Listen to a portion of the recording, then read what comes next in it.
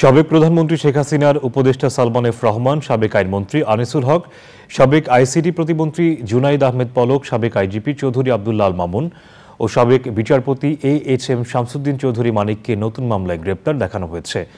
তাদের জামিন আবেদন নামঞ্জুর করে কারাগারে পাঠানোর আদেশ দিয়েছেন ঢাকার মেট্রোপলিটন ম্যাজিস্ট্রেট আদালত।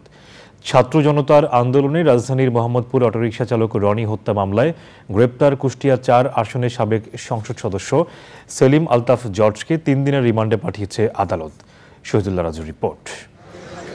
কয়েক দফা রিমান্ডের পর বুধবার সকালে সাবেক প্রধানমন্ত্রী শেখ হাসিনার বেসরকারি শিল্প ও বিনিয়োগ বিষয়ক উপদেষ্টা সালমান এফ রহমান, সাবেক আইনমন্ত্রী আনিসুল হক, সাবেক আইসিটি প্রতিমন্ত্রী জুনাইদ আহমেদ পলক, সাবেক আইজিপি চৌধুরী আব্দুল্লাহ আল মামুনকে কঠোর পুলিশি নিরাপত্তায় আদালতে হাজির করা হয়। তবে গ্রেপ্তারের পর প্রথমবারের মতো ঢাকার আদালতে তোলা হয় সাবেক বিচারপতি শামসুদ্দিন চৌধুরী মানিককে। আসামিদের বিভিন্ন হত্যা মামলায় গ্রেপ্তার দেখানোর আবেদন করে পুলিশ।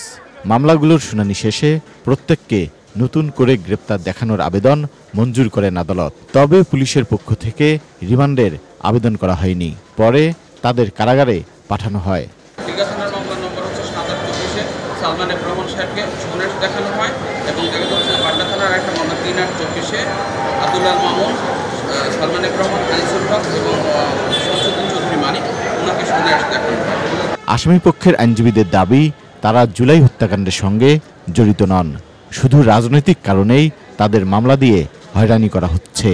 অভিযোগগুলি সম্পূর্ণ ভিত্তিহীন, উদ্দেশ্য প্রণোদিত।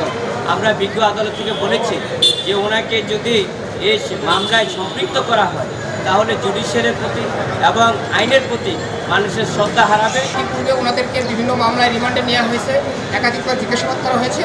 নতুন করে ওনাদের কাছ থেকে তথ্য পাওয়ার আর কোনো কিছু নেই।